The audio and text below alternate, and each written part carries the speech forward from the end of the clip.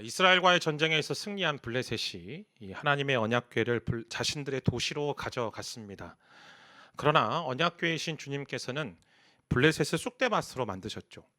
곧 하나님 나라 백성으로서 예수 그리스도의 생명을 풍성하게 누리지 못하게 하는, 우리를 패배하게 하는 블레셋을 주님께서 무너뜨리셨음을 우리는 사무엘상 4장과 5장의 말씀을 통하여서 살펴보았습니다.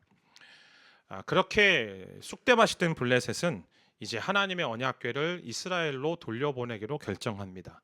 그래서 그들은 속건제를 준비하고 수레를 준비하고 그 수레에 언약궤를 실어서, 그리고 속건제를 실어서 이스라엘의 땅인 벳세메스로 보내게 되죠. 그렇게 돌아온 언약궤로 인하여서 벳세메스 사람들이 기뻐했다라고 성경은 말하고 있습니다. 그리고 기뻐했고 그것뿐만 아니라 그들이 제사를 드렸다라고 이야기를 합니다. 거기까지만 사무엘상 6장에 끝났으면 그런가 보다 할 겁니다. 그렇게 원래대로 돌아오게 되는구나, 회복이 되는구나 라고 우리는 그렇게 생각할 겁니다. 그런데 오늘 저와 여러분이 읽었던 이 6장의 하반부, 곧 19절부터 21절까지의 말씀은 사실 이해하기 힘든 내용이 들어가 있습니다. 오늘 19절, 20절 말씀 함께 같이 읽습니다. 시작. 그런데 벳세메스 사람들이 여호와의 궤를 들여다보았기 때문에 여호와께서는 백성들 가운데 5만 70명을 죽이셨습니다. 사람들은 여호와께서 백성들을 심하게 치신 일로 크게 슬퍼했습니다. 벳세메스 사람들은 말했습니다. 이 거룩하신 하나님 여호와 앞에 누가 서겠는가? 이 궤를 여기서 누구에게 보내야 하겠는가? 기뻐했던 이 벳세메스 사람들의 기쁨이 애곡으로 변하는 장면이 오늘 이 마지막 부분입니다. 말씀드렸던 것처럼 그들이 제사를 드립니다. 그들은 이스라엘 사람들이죠. 블레셋 사람들도 아닙니다.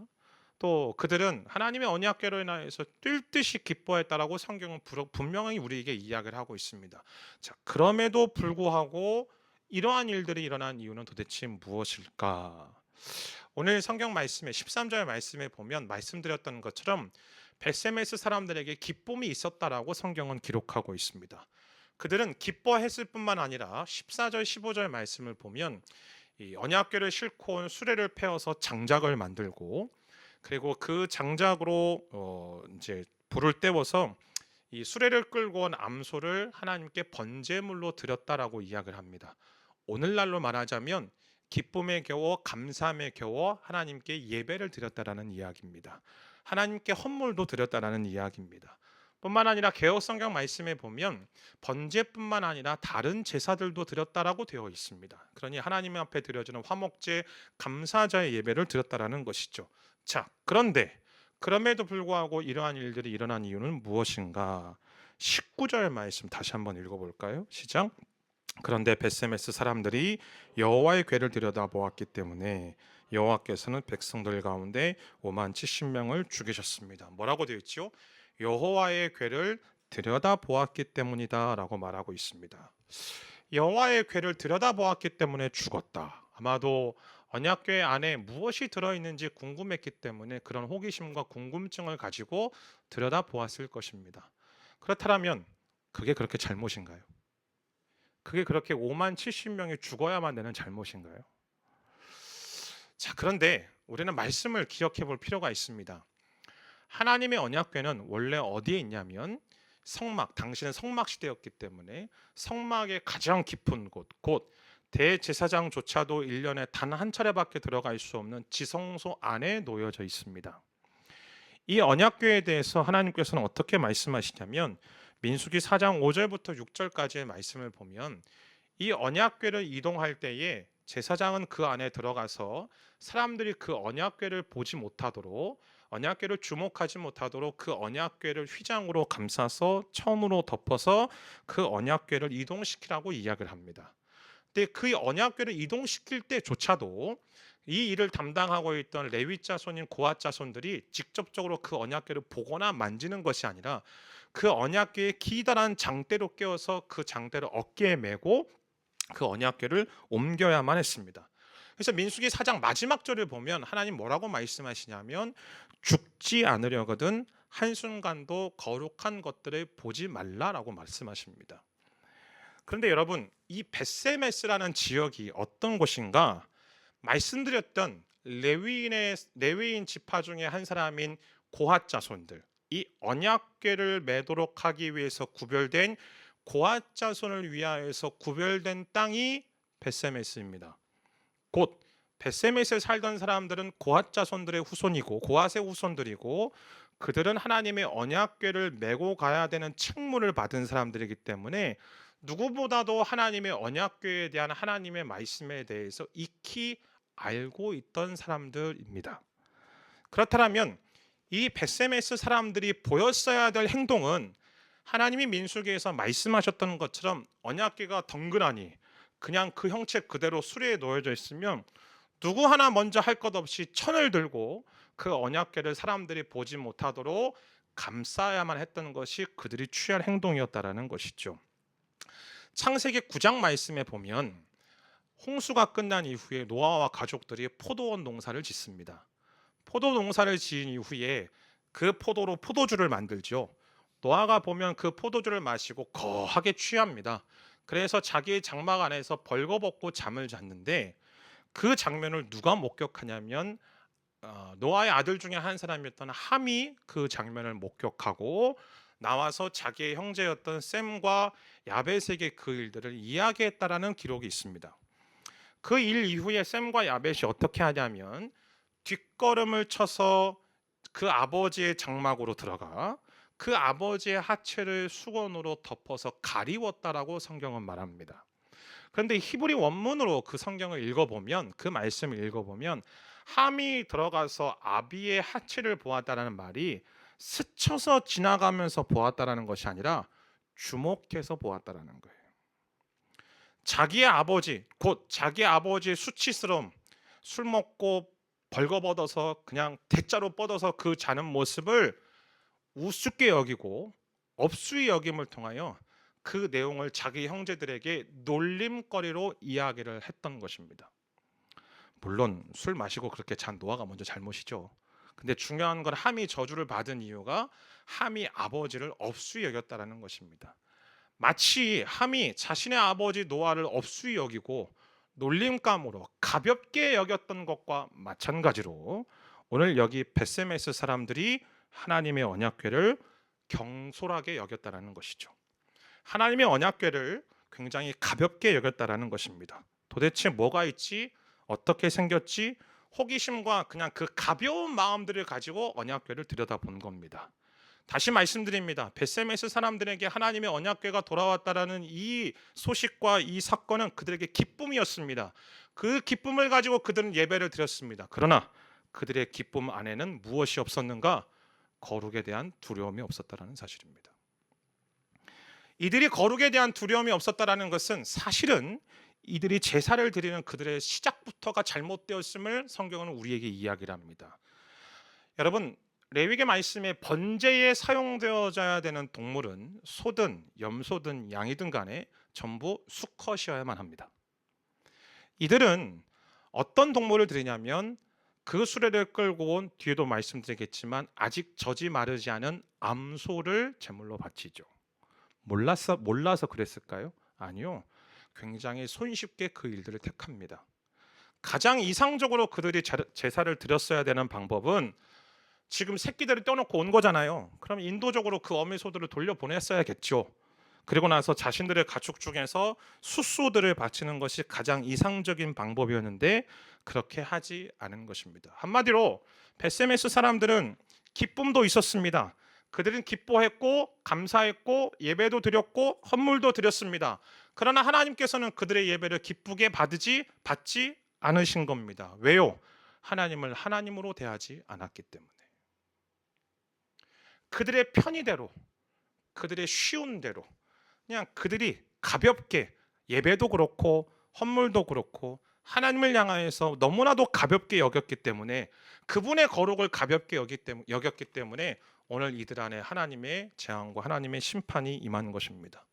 사랑하는 성도 여러분, 오늘 이 본문은 우리에게 정말로 너무나 중요한 질문을 한 가지 하고 있습니다. 바로 나는 하나님을 진짜 하나님으로 대하고 있는가라는 것입니다. 우리는 오늘날 하나님에 대해서 굉장히 친근하게 말을 하죠. 하나님이 나의 아빠라고 이야기하고 하나님은 나의 아버지라고 이야기합니다. 맞는 표현입니다. 예수 그리스도께서 나의 가장 좋은 친구 되신다라고 말합니다. 맞는 표현입니다. 그런데 문제는 무엇인가? 하나님에 대해서 친근하게 말하면 말할수록 우리의 이 연약한 인간, 이 완악한 인간의 습성상 동시에 하나님을 가볍게 여길 수도 있다라는 사실이죠. 부모와 자녀와의 관계 속에서 약간 적당한 텐션이 있는 부모와 자녀 간의 관계가 있고 굉장히 가깝고 친밀하게 지내는 부모와 자녀와의 관계가 있습니다. 근데 희한하게도 너무나도 친밀하게 친구처럼 지내는 부모와 자녀와의 관계 속에서 항상 발생하는 문제가 뭐냐면 자녀들이 부모를 우습게 생각한다는 거예요. 너무 함부로 대한다라는 거죠. 막 대한다라는 겁니다. 우리 집만 그런 건 아니겠죠. 할렐루야. 여러분, 근데 우리가 하나님에 대해서도 사실은 그런 마음들이 우리 안에 암묵적으로 드러나고 있지는 않은가. 자녀들 학교 보내거나 내가 직장에 출근할 때 1분 1초도 늦으면 안 되잖아요. 근데 우리는 주일에 예배에 늦는 건 너무 가벼운 거예요. 한 5분 정도 찬양 끝나고 들어가면 되지. 이게 너무 이제 손쉬운 거죠. 자녀 시험 기간에 학원 보강에는 절대로 빠지면 안 되는데 야, 예배는 한 주 정도는 빠지면 되지 않냐. 그런 마음도 우리 안에 있는 것 아닙니까? 헌물도 마찬가지입니다. 저는 사실 헌금에 대해서 잘 얘기하지는 않지만 블레셋 사람들조차도 하나님께 헌물을 드리는데 우리는 마치 오늘날의 이 세속적인 어떤 기준들과 목소리를 가지고 야, 11조는 교회를 살찌우고 교회를 배불리게 해서 하는 거야 라는 말도 안 되는 가치관을 가지고 헌금조차 하지 않는, 헌금 생활조차 하지 않는 우리의 모습들, 그러면서 내가 내 몸을 들여서 하나님께 예배하는 거 그것만으로도 하나님 기쁘게 받으실 거야 라는 굉장히 이상한 도리를 가지고 옷은 몇백만 원짜리, 백은 몇백만 원짜리, 신발은 몇백만 원짜리, 여행을 다닐 때는 거의 돈 1,000만 원씩 들어가면서 여행을 다니고 나를 위해서 사용을 하지만 하나님을 향하여서는 그 어느 것도 헌신하지 않고 헌신하지 않는 우리의 모습들, 그런 모습들 우리 안에 있지는 않나요? 약간 꼰대 같은 발상이긴 한데요, 옛 어른들의 신앙교육에 그리워질 때가 가끔 있습니다. 1,000원짜리 한 장 헌금할 때조차도 그 전날 다리미로 빳빳하게 다려서 성경책에 끼워 넣어주시고, 새 옷을 사면 그 새 옷을 계속 입지 못하게 하고 주일날이 올 때까지 기다렸다가 주일날 그 옷을 게시하게 하고, 예배 시간 늦으면 이제 저 뒷문을 잠궈 버려가지고 예배 때 들어오지도 못하게 하는 약간 꼰대적인 가르침이 어느 순간에는 필요할 때도 있다라는 생각이 들 때가 간혹가나 있긴 합니다. 사랑하는 성도 여러분, 내가 예배 때 내가 은혜 받았는지는 중요하지요. 내가 하나님의 말씀으로 감동을 받고 감화를 받는 건 정말로 중요하게 여깁니다. 그런데 우리가 이 예배를 통하여서 하나님께서 나를 통하여 하나님께서 영광을 받으시는가에 대해서 내가 생각하지 않는다라면 언약궤를 들여다본 이 베스메스 사람들과 크게 다르지 않다라는 사실입니다. 우리 안에 거룩함을 잃어버린 기쁨, 하나님을 경외함이 없는 친근함들은 언젠가 우리로 하여금 베스메스 사람들과 똑같은 질문을 하게 만들 것입니다. 그 거룩하신 하나님 앞에서 누가 설 수 있단 말인가? 하나님은 결코 가벼운 분이 아닙니다. 하나님은 결코 우리가 가볍게 대할 분이 아니에요. 하나님은 온 천지를 만드시고 창조하신 그분은 물론 사랑이 많으시고 은혜로우시고 긍휼이 풍성하시고 자비하신 분이긴 하지만 성경은 그분에 대해서 가장 먼저 이야기하고 있는 하나님의 속성에 대해 하나님은 거룩하시다라고 말하고 있습니다. 주님의 이름으로 축복합니다. 오늘 말씀을 통하여 하나님을 향한 그 거룩이 다시 회복되어지는 놀라운 은혜가 있게 되기를 주님의 이름으로 축복합니다. 그런데 오늘 이 베스메스 사람들이 거룩하신 하나님 앞에 누가 설 수 있겠는가라는 질문은요, 잘못된 질문이 아니고 옳은 질문이에요. 그리고 그 질문 앞에 우리는 이렇게 대답할 수밖에 없습니다. 아니, 성경은 이렇게 대답합니다. 거룩하신 하나님 앞에서는 아무도 설 수 없다고. 그것이 성경에 관통하고 있는 질문이죠.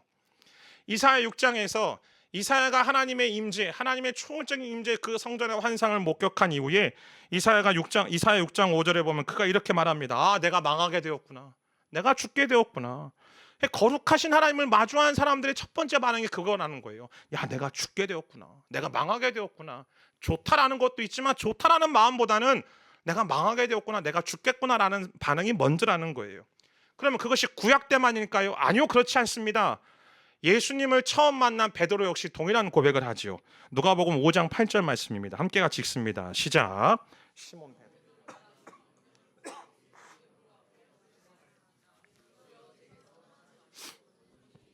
밤새도록 고개를 잡았는데 고개를 못 잡았던 베드로가 지쳐서 이른 새벽 이른 아침에 배를 끌고 갈릴리 호숫가로 들어올 때에 전혀 한 번도 만나지 못했던 예수라는 한 젊은이가 나타나서 저기 깊은 곳에 가서 그물을 내려라. 그 말에 순종하고 그물을 내렸더니 어마무시한 고기를 잡은 거예요.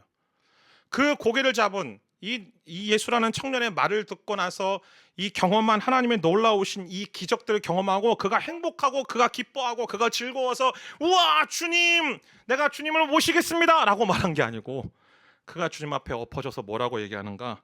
주님 나를 떠나주십시오 라고 말합니다. 왜 그럴까요? 죄인된 우리가 그 거룩하신 하나님을 도무지 담을 수 없다라는 사실을 깨닫기 때문에 그 거룩하신 하나님의 임재가 우리 마음 가운데서 너무나 벅차서 내가 견딜 수가 없기 때문에 죄인된 인간은요 그 사실에 이 주님의 임재와 주님의 거룩하심 앞에서 몸부림칠 수밖에 없는 거예요. 그래서 이야기하는 것이 예수님 나를 떠나주십시오. 내가 죽게 되었습니다. 내가 망하게 되었습니다 라고 말하는 것 아니겠습니까? 창세기 32장에서 이 자신의 형 에서를 만나야 되는 그 두려움 앞에 벌벌 떨었던 야곱조차도 그를 만나러 왔던 그에게 보내셨던 하나님의 천사와 씨름한 이후에 그가 그곳을 무엇이라고 부르는가? 분일이라고 부르지요. 분일이라는 뜻이 이름의 뜻이 무엇입니까? 내가 하나님을 배웠으나 내가 죽지 않았다. 그것 때문에 그 사실에 대해서 감격하여서 그가 분일이라고 말한 것 아니겠습니까? 그런데 오늘 저와 여러분이 읽으신 이 사무엘상 6장 말씀에 보면 그 거룩하신 하나님을 마주하고 있는 인간의 잘못된 두 가지의 태도에 대해서 성경은 우리에게 말하고 있습니다. 첫 번째 태도는 무엇인가? 종교적인 해결책입니다. 오늘 본문 3절부터 5절까지 말씀 길긴 하지만 천천히 읽겠습니다. 시작. 그들이 대답했습니다. 이스라엘 하나님의 궤를 돌려보내려면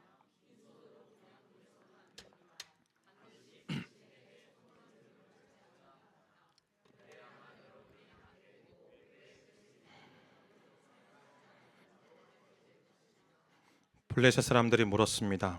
어떤 속건 제물을 그 신에게 바쳐야 합니까? 그들이 대답했습니다. 블레셋 지도자들의 수에 따라 금으로 만든 5개의 종기와 5마리의 금쥐를 바쳐야 합니다. 같은 수의 재앙이 여러분과 여러분의 지도자들을 내렸기 때문입니다.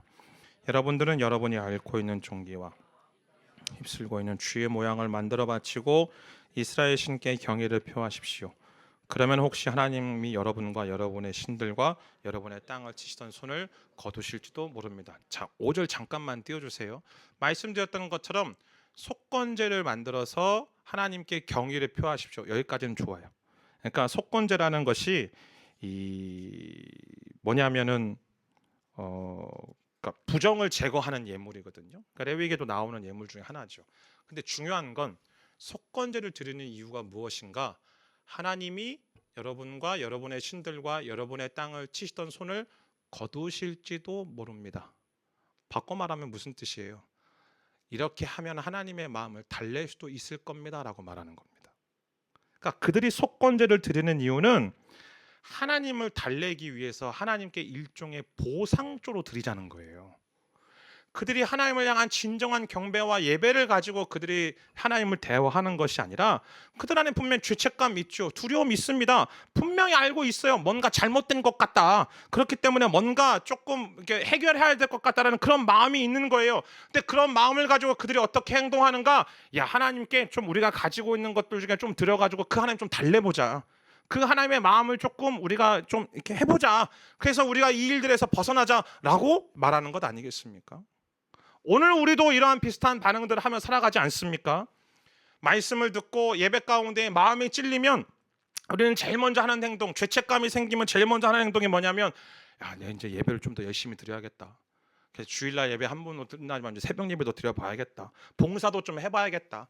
아니면 일시적으로 술도 끊고 담배도 끊어보고 성경도 조금 더 읽어보고 기도 지금까지는 안 해왔는데 기도도 좀 더 해보고 그러면서 우리는 이렇게 생각하죠.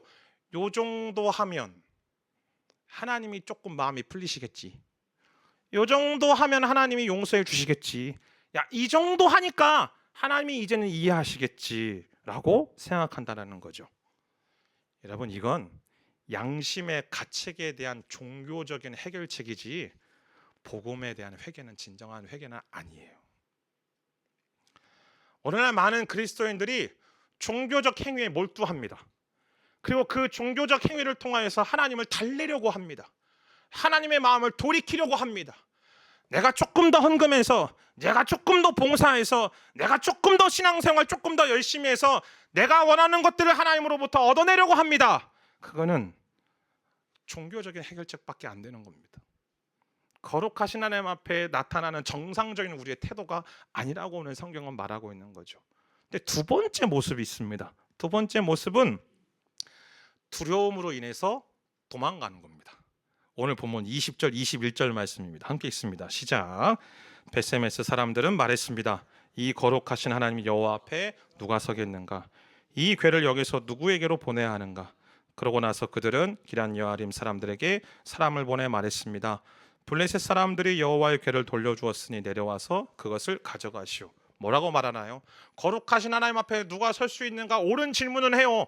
옳은 질문을 해놓고 뭐라고 얘기하냐면, 야, 우리 마을은 안 된다. 그러니까 다른 데로 보내자라고 말하는 겁니다. 두려움은 생겼어요. 근데 그 두려움 때문에 그 두려움을 가지고 하나님 앞에 나아가는 게 아니고 하나님께 가까이 나아가는 대신 하나님, 우리에게서 떠나주십시오라고 말하는 겁니다. 두려움은 있는데 그 두려움이 하나님께 돌아오는 회개로 이어지는 게 아니고 하나님을 떠나보내려는 시도로 이어지는 거죠. 하나님 너무 부담스럽다고, 하나님 좀 멀리 계시면 좋겠다고. 근데 희한한 건 이 벳세메스 사람들의 모습이 블레셋과 다를 바가 없다라는 거예요. 지난주 말씀 살펴보았던 것처럼 아스돗의 하나님의 손이 기적을 일으키는데 그것 때문에 그들이 어떻게 합니까? 그 가운데서 하나님 앞에 엎어져 하나님을 경배하고 하나님께 나아가는 게 아니고, 야, 우리는 감당할 수 없으니 가드로 보내자. 가드에서 동일한 일이 나타나니까 가드에서 에그론으로 보내자. 그랬더니 오늘 본문 2절 말씀에 보면, 야, 도저히 안 되겠다. 우리 땅에서는 도저히 감당할 수 없다. 원래 있던 곳으로 돌려보내자라고 이야기하는 거예요. 자신들의 땅을 쑥대밭으로 만든 그 하나님의 언약궤의 능력을 알면서도, 경험했음에도 불구하고 이 하나님의 임재와 거룩을 회개의 기회로 받아들이는 게 아니라 불편한 문제로 취급하는 거예요. 그러니까 블레셋도 그렇고 벳세메스 사람들도 똑같고 자기 성찰도 죄의 고백도 없는 것이죠. 여러분, 뭐 오늘날 우리의 모습과 뭐 별반 차이 없잖아요. 말씀을 읽던 말씀을 듣던 기도하던 간에 그 말씀이 기도하며 나아갈 때 하나님의 그 감동이 내 마음을 건드리고 내 양심을 찌르고 내 죄에 대해서 찌를 때에 나의 죄를 인정하고 회개하고 주님 앞에, 말씀 앞에 나아가 주님의 복음 앞으로 나아가기보다 오히려 마음을 닫고, 주님, 내 이야기 아닌데요, 내가 들어야 할 얘기가 아니라 내 남편이 들어야 될 얘기인데요, 내 아내가 들어야 될 얘기인데요, 옆집 김 집사가, 옆집 김 권사가 들어야 되는 얘기인데요 라고 받아들이고 외면한다라는 것이죠. 심지어 어떤 분들은 그렇게 생각한다 하더군요. 설교를 들을 때에 너나 잘하십시오 라고 듣는다라고. 하나님께 가까이 가면 갈수록 나의 삶을 바꿔야 될 것 같고, 죄를 인정해야만 할 것 같고, 포기해야 될 게 너무 많은 것 같고, 내려놓아야 될 것이 너무나 많은 것 같아서 그냥 하나님과 적당한 거리 유지하려고 하는 거예요. 우리 코로나 3년 겪으면서 제일 많이 들었던 이야기 있잖아요. 사회적 거리. 하나님께도 그렇게 말하는 거예요. 하나님, 나하고 사회적 거리 좀 유지해 주세요.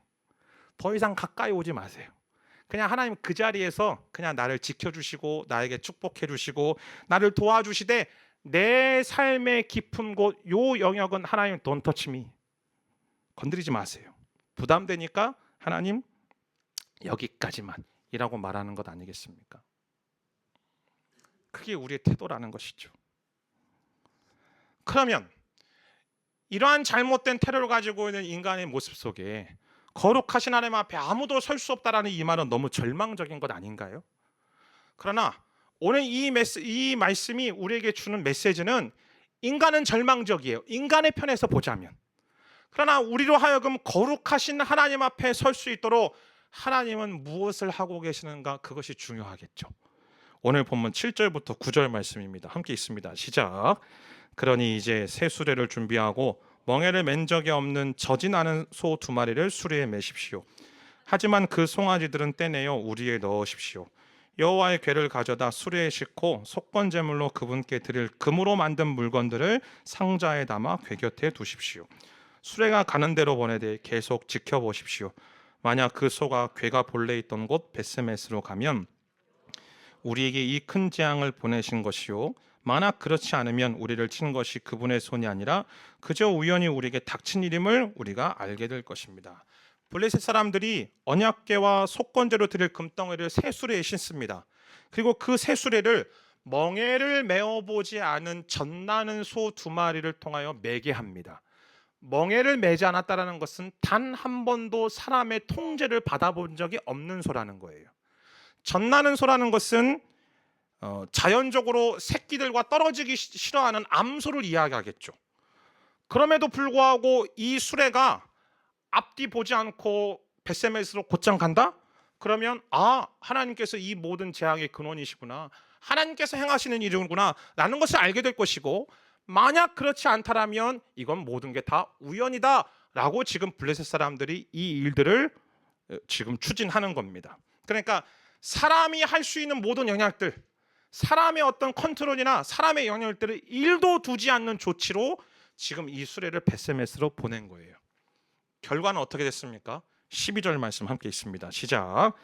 그러자 소들이 벳세메스 쪽을 향해 곧바로 올라갔습니다.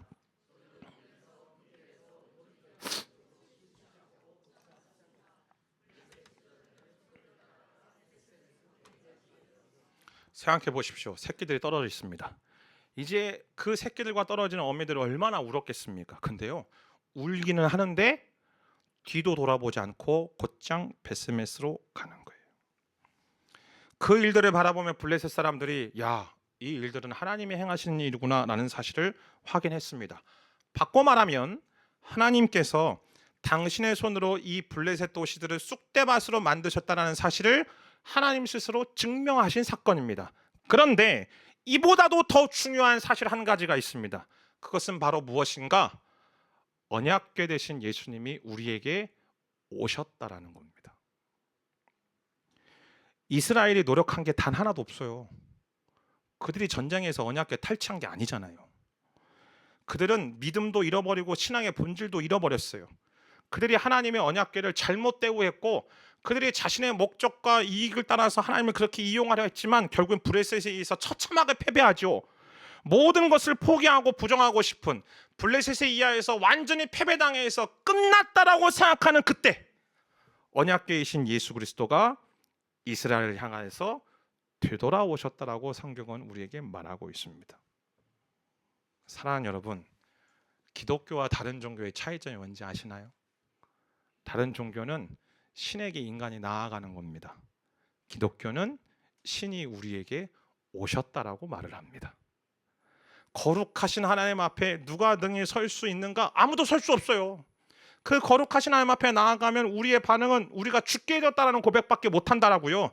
그런 우리를 위하여 하나님이 우리가 그분께 내가 자격을 획득하여서 내가 어떤 그런 모습을 취하여서 하나님께 나아갈 수 있을 때까지 하나님이 기다리시는 것이 아니라 하나님이 우리에게 오셨다라고 성경은 우리에게 말하는 것입니다. 할렐루야.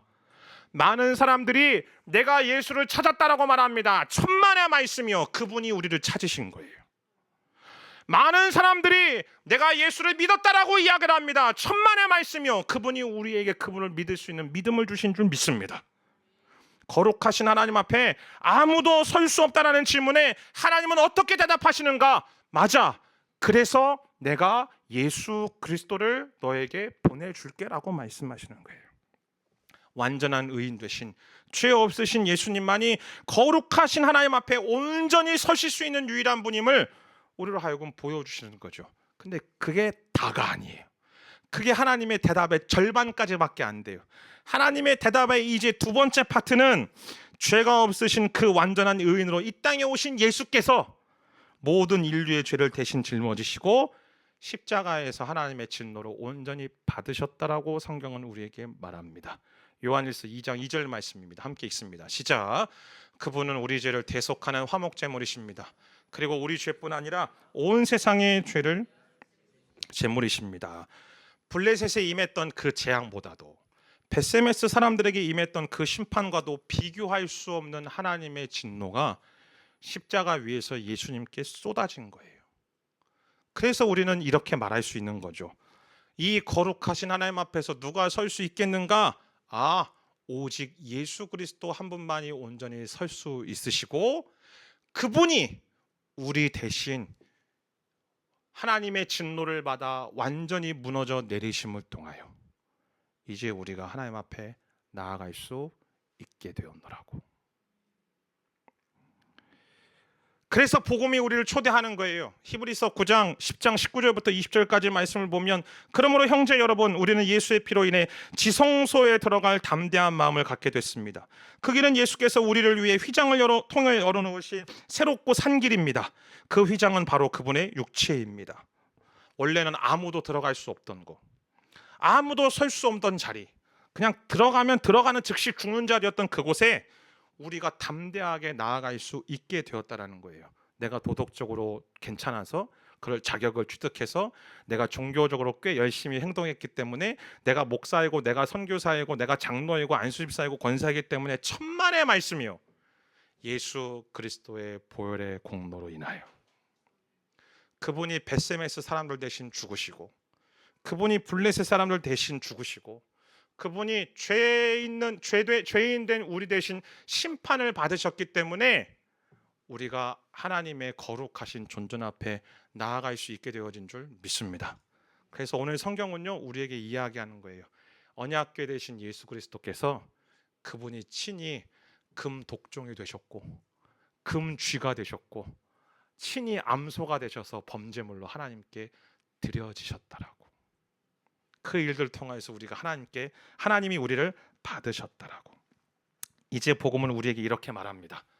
하나님은 여전히 거룩한 하나님으로 두려워해야만 합니다. 그러나 동시에 우리는 그분께 담대하게 나아갈 수 있는 것이죠. 이 두 가지가 함께 가는 것이 복음 안에서의 건강한 신앙이에요. 우리의 조부모 세대님들, 저희 할아버지 할머니 세대들의 신앙생활 할 때는 오히려 하나님의 거룩하심에 대한 두려움, 이 경외함이 강조가 되던 시대였습니다. 그래서 그때는 뭔가 이렇게 경건함, 뭔가 이렇게 약간 좀 위축된 그런 모습들이 더 강했죠. 근데 시간이 흘러서 오늘날의 이 한국교회와 그리스도인들 속에서 나타나는 가장 큰 문제점이 뭔가? 하나님을 향한 경건한 두려움이 없어진 거예요.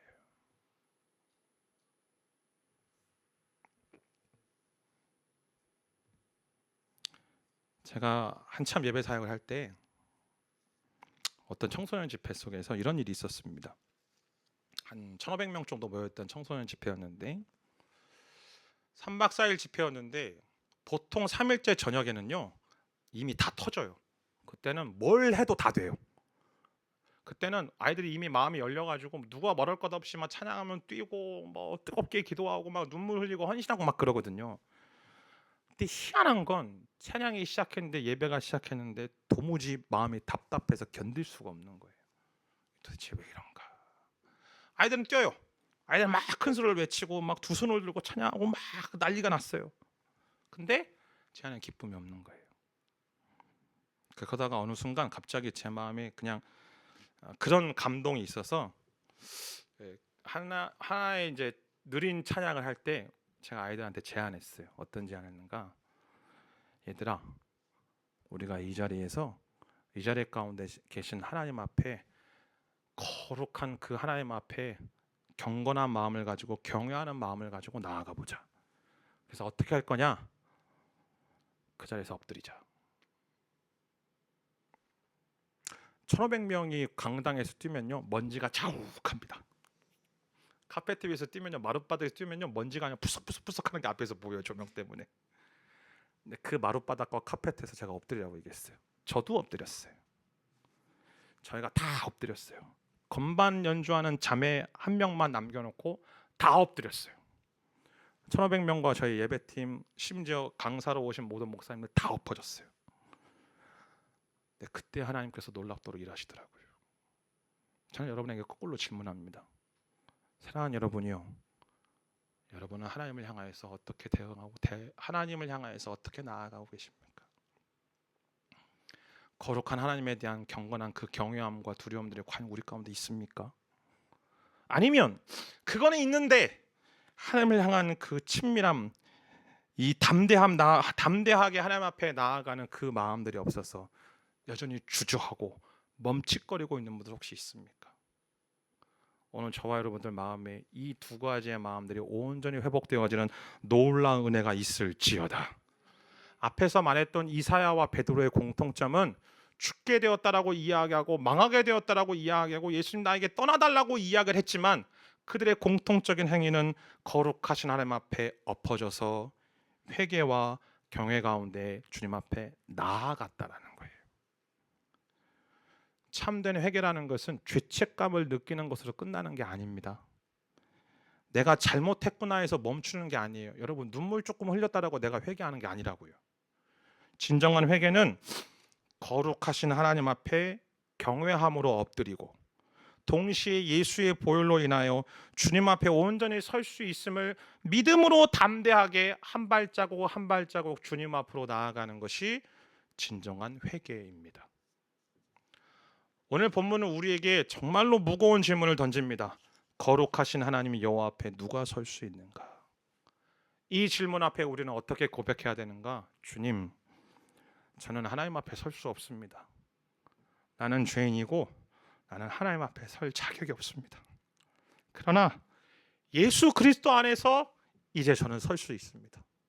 주님의 피가 나를 깨끗하게 하셨고 주님의 의가 나의 의가 되시기 때문에 주님의 생명 안에서 주님의 보혈 안에서 나는 하나님 앞에 나아갈 수 있게 되었으니 주여 감사합니다 라고 고백할 수 있는 것, 그것이 우리의 고백이어야만 합니다. 이 고백 위에 세워진 신앙은 결코 하나님을 가볍게 여기지 않습니다. 결코 하나님을 업수 여기지 않습니다. 동시에 하나님 앞에 도망치지도 않습니다. 그래서 거룩하면서 담대한 신앙을 갖게 되어지는 것이죠. 오늘 이 두 가지의 마음이, 우리의 마음 안에 이 두 가지가 함께 살아난 놀라운 은혜가 있게 되기를 주님의 이름으로 축복합니다. 거룩하신 하나님을 향한 깊은 경외함과 두려움들을 가지고, 그러나 그 두려움들이 우리를 멈칫하게 하고 주저하게 하는 것이 아니라 예수 그리스도 안에서 누리는 그 담대한 확신을 가지고 오늘도 주님 앞에 담대하게 나아가는, 그래서 그 사이에서 날마다 참된 회개로 주님 앞에 한 걸음 한 걸음 나아가 언약궤 되신 그 예수 그리스도의 생명으로 충만히 누리는 저와 여러분의 인생 되어지기를 주님의 이름으로 축원합니다. 기도하겠습니다.